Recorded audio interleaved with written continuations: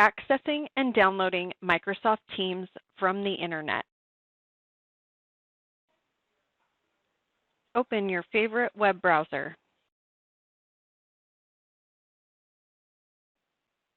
In the address bar, type in office.com. Click the Sign In button. Enter your CWU email address and then click Next. Enter your MyCWU password and then click Sign In.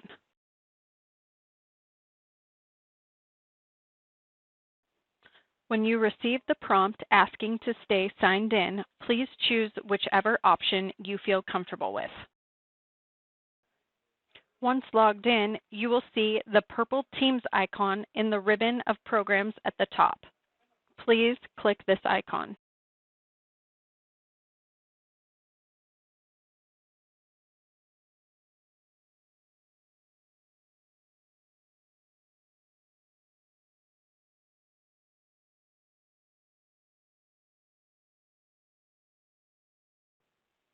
There will be a couple prompts asking if you would like to receive notifications in Teams.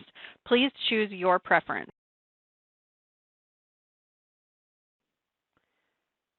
To download Teams, please click the icon in the lower left-hand corner. Once the download has completed, please click the icon that had popped up in the lower left-hand corner and start the install process.